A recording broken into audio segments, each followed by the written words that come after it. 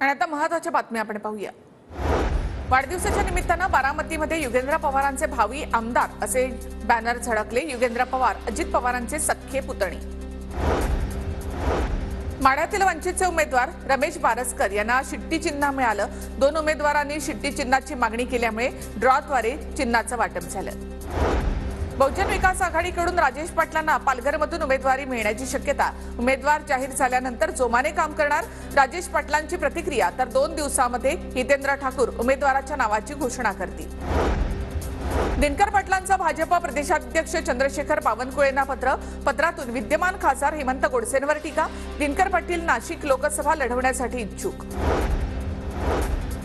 सातारा जागेच्या बदल्यामध्ये अजितदादा गटाला पियुष गोयल यांची राज्यसभेची जागा मिळणार। प्रफुल्ल पटेलांची माहिती। तर नाशिकच्या जागेवर अजूनही अजितदादा गटाचा दावा कायम।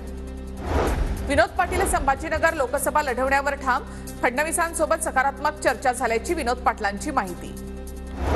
उद्या अकोल्यामध्ये केंद्रीय गृहमंत्री अमित शहांची सभा। सभेची जय्यत तयारी सुरू। महायुतीचे उमेदवार अनुप धोत्रेंच्या प्रचारासाठी जाहीर सभा। कांदिवलीमध्ये काँग्रेस आणि भाजपचा कालपासूनचा वाद कायम। भाजप कार्यकर्त्यांकडून काँग्रेसच्या महिला कार्यकर्त्यांना मारहाण केल्याचा आरोप। वर्षा गायकवाड असलम शेख यांनी पोलीस ठाण्यामध्ये जात विचारला जाब। तर कोळी बांधवांचा अपमान केल्याचा भाजपचा आरोप। मुंबईमध्ये सदा सरवणकर यांच्या रश्मी ठाकरे यांच्यावरील टीकेनंतर ठाकरे गट आक्रमक। ठाकरे गटाच्या महिला कार्यकर्त्यांनी सरवणकरांना पाठवले चप्पल। राष्ट्रवादीच्या अजित पवार गटाकडून जाहीरनामा प्रसिद्ध। यशवंतराव चव्हाणांना भारतरत्न देण्यासाठी मोलाची भूमिका बजावणार।